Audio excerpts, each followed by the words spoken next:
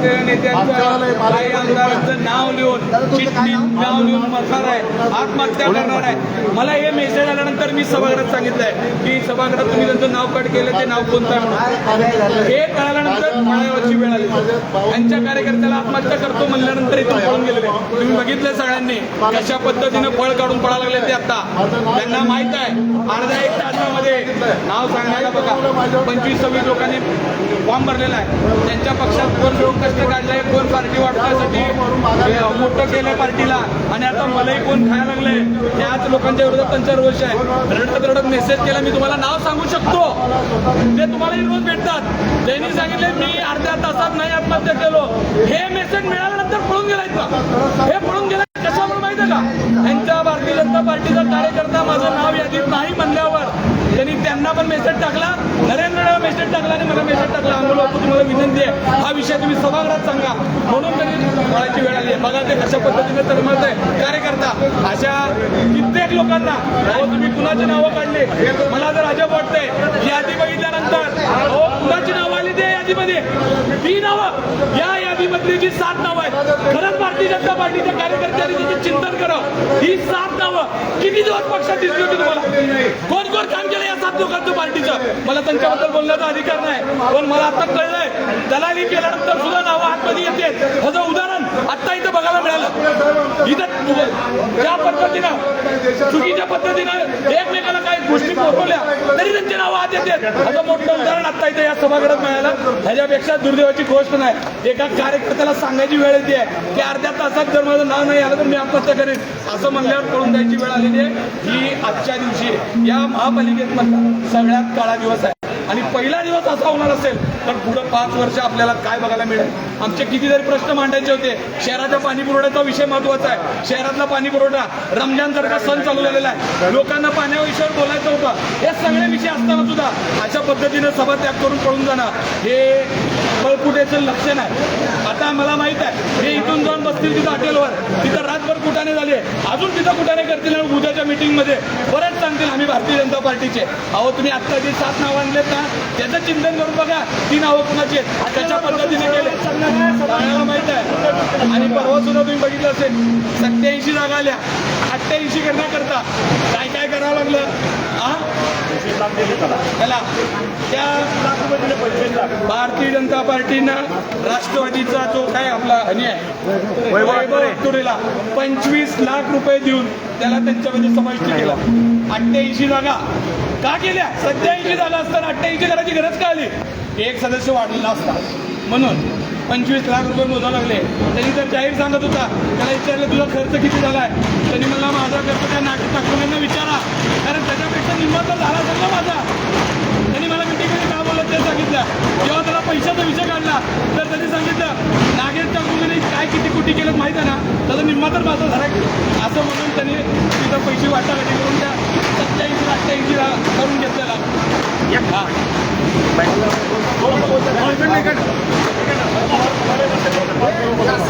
जैसा अभी सबने बताया कि 87 जगह रहने के बाद भी ये लोग महापालिका नहीं चला सकते. पहली मीटिंग में शुरू करने की पारी आई. लास्ट बोर्ड में 2017 के जो बोर्ड थे, 2017 में जो ठीक कराएंगे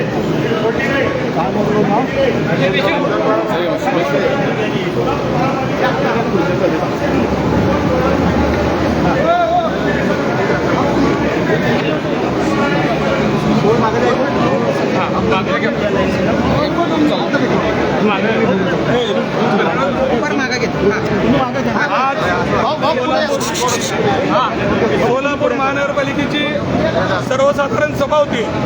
यामध्ये महत्त्वाचा विषय परिवहन समितीचे सदस्य नेमणे व जे स्वीकृत सदस्य आहेत त्यांचे नेमणे याकरता विषय असताना भारतीय जनता पार्टीनं त्यांच्या हिश्श्याला आलेले 8 सदस्य त्यांनी 8 असताना त्यांनी कालच चालबाशी केली आणि एका सदस्याला 25 लाख रुपये देऊन त्यांना त्यांनी 88वर नेली त्यांची संख्या आणि त्यांच्या हिश्श्याला 9 सदस्य आले.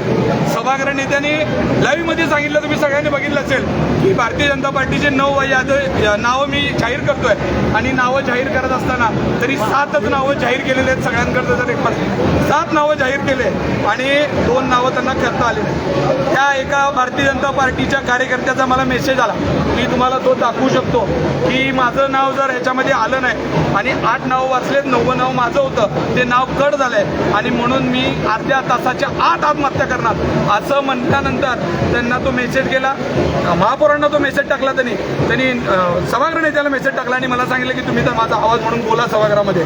आणि जेव्हा मी बोललो तेव्हा त्यांना पळून जाण्याशिवाय कुठलाही पर्याय नव्हता. आता तुम्ही बघितलं असेल हे सगळं रात्रभर तिथं बालाई सरोवरमध्ये बसून काय काय गोष्टी घडायला लागल्यात आणि इथं पालकमंत्री महोदय सांगतात की मी एक हाती सत्ता आणली आहे. एक हाती सत्ता आणली तरी सभागृह 1 तास चालू शकत नाही. पहिल्या विषयात तुम्हाला सभागृह चालवता आलेलं नाही या कशाला बाकीच्या मोठ्या मोठ्या गोष्टी बोलता. जे काय घडा लागलंय त्याच्या सगळे सोलापूरकर साक्षीदार आहेत. आज सोलापुरामध्ये महत्त्वाचे विषय पाण्याच्या प्रश्नावर बोलायचं होतं. रमजान सारखा मोठा सण सुरू झालेला आहे, त्या विषयामध्ये आम्हाला बोलायचं होतं, पण यांना कुठेही त्यांना सभा चालवता आलेली नाही. त्यांनी सभा त्याग करून पळून गेलेले आहेत. याचा मी त्यांचा जाहीर निषेध करतो. तुम्ही नक्की काय आक्षेप घेतला की ज्याच्यामध्ये माझा आक्षेप असा आहे की आज जी महत्त्वाची सभा होती त्या सभेमध्ये 10 स्वीकृत सदस्यांची नावं जाहीर होणं गरजेचं होतं. भारतीय जनता पार्टीचे त्यांच्या संख्येनुसार त्यांचं म्हणणं होतं की 9 सदस्य आहेत आणि 1 MIM पक्षाचा सदस्य आहे. तर त्या 10 लोकांची यादी डिक्लेअर झाल्यानंतरच त्या प्रस्तावाला मान्यता होत होती. पण त्यांनी तसं न करता त्यांनी 7च लोकांची नावं डिक्लेअर केले.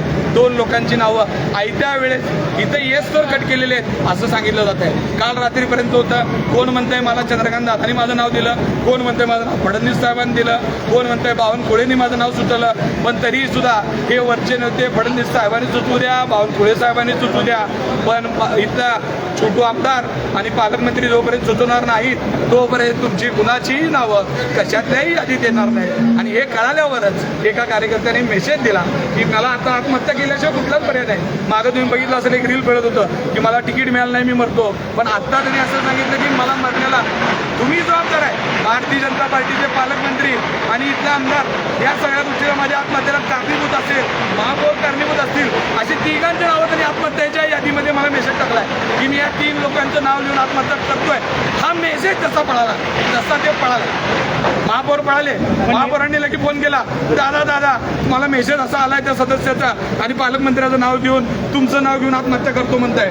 म्हणल्यावर ते म्हणले अरे बंद कर सभा, पळ इथनं पळ म्हणले की पळाले. आता हे सगळे बालाई चरोला जाऊन बसतील. नियम असा सांगतो ही सभा संपायच्या आत ही नावं त्या ह्याच्यावर एकमताने असू द्या, बहुमताने ते डिक्लेअर व्हायला पाहिजे होते. हे डिक्लेअर झालेले नाही आहेत, त्याच्यामुळं आजची बेकायदेशीर सभा आहे. आता आमच्या म्हणण्यानुसार ही 7च नावं फायनल आहेत. 9वं आणि 8वं आणि 9वं नाव जेव्हा येईल तर आम्ही त्यासाठी कोर्टात जाऊ.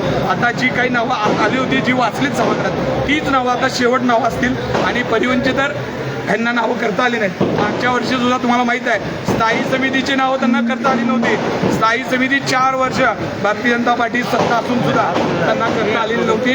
त्याच पद्धतीनं चेअरमन नव्हता. सगळा भोंगळा कारभार आपण महापालिकेचा बघितला. अजेंड्याचे विषय जर का आज पूर्ण नाही किंवा त्यांना जर अनुमोदन किंवा प्रस्ताव तो पारित नाही झाला, नाही 2 प्रस्ताव करता घेता येणार नाही. मग तो पूर्ण सभा तगूर झाली असती तर आपण हे मान्य करता आलं असतं. त्यांनी त्या प्रस्तावातले 10 मधले 8 नावं MIMचं 1 9वं नाव हे डिक्लेअर होत आहे. म्हणजे टोटल 8 लोकांची नावं डिक्लेअर झाली आणि 2 नावांसाठी आम्ही सभा अर्धवट करणार ही कुठला प्रस्ताव. आणि त्यांनी तसंही सांगितलेलं नाही की आम्ही 8 नावं डिक्लेअर करतोय. आणि त्याच्यामुळे ही नेमबाह्य चुकीच्या पद्धतीनं महाराष्ट्रात आज सगळीकडे नव्यानं महापालिका झालेले आहेत. असं कुठेही घडलेलं नसेल. मी फडणवीस साहेबांना विनंती करतो, शिस्तीचे नेते म्हणून तुम्हाला महाराष्ट्रात ओळखलं जात आहे. फडणवीस साहेबांनी नगरसेवक म्हणून काम केलंय, महापौर म्हणून काम केलंय. महापौर पदाचे काय अधिकार असतात, सभागृहाची किती गरिमा असते. पण अशा पद्धतीनं हॉटेलला बसून जर तुम्ही सभागृह चालवत असाल, पालकमंत्री महोदय तुम्हाला हात जोडून विनंती आहे, तुम्ही जिल्ह्याचा कारभार करा. महापालिकेत अशा पद्धतीचा चुकीचा कारभार करण्याची परंपरा सोलापूरला मांडू नका. सोलापूरकर आधीच तुम्हाला त्रस्त झालेले.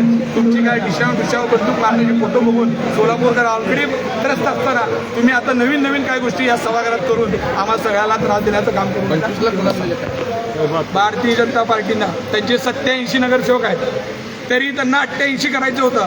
त्याचं कारण असं होतं की त्यांना असं वाटतं संख्या गणितामध्ये त्यांच्या 87ला त्यांना 7 जागा मिळते म्हणून ते 88 जागा करण्यासाठी त्यांनी 25 लाख रुपये देऊन त्या वैभव पुरे या कॅन्डिडेटला त्यांचा पाठिंबा घेतला. वास्तविक भारतीय जनता पार्टीच्या विरोधात ते लढला. भारतीय जनता पार्टीच्या उमेदवारांना पाडून वैभव पुरे निवडून आलाय.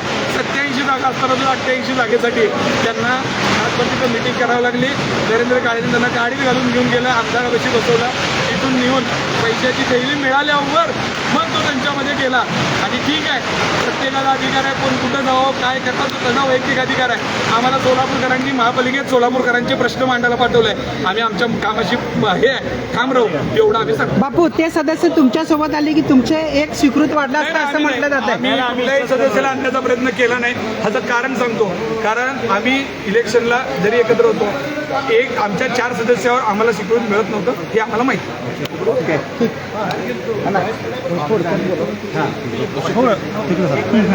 दादा थोडा या कॅमेऱ्यामध्ये सोलापूर महानगरपालिका पहिल्या सभा होती आणि पहिल्याच सभेला या ठिकाणी एवढं मोठं सोलापूर शहरातल्या लोकांनी त्यांना बहुमत दिलं. पण पालकमंत्री यांनी त्यांची यादी फायनल न झाल्यामुळं स्वीकृत सदस्य फक्त 7च नावं आले आणि परवानची पुढची निवड झाली नाही. सरळ सरळ सोलापूर शहरामध्ये दिसतं की ह्यांना हे सभागृह चालवता येत नाही. या सभागृहाला पहिल्याच दिवशी भारतीय जनता पार्टीच्या महापौर आणि सभागृह नेत्यांनी एक पळपुट्या महापौर म्हणून ह्या पळपुट्या सभागृह म्हणून या ठिकाणी शहराला त्यांनी दाखवून दिलं आहे. आम्ही सर्वपक्षीय या ठिकाणी अजेंडाचे जे विषय होते ते अजेंडाचे विषय असताना सरळ सरळ माजी महापौर जनार्दन कारुंपुरे यांना दुपटचा प्रस्ताव जाहीर केला आणि ते निघून गेले. हे सोलापूर शहराने आज बघितलं आहे. 7च नावं जाहीर केल्यात. आम्ही यामध्ये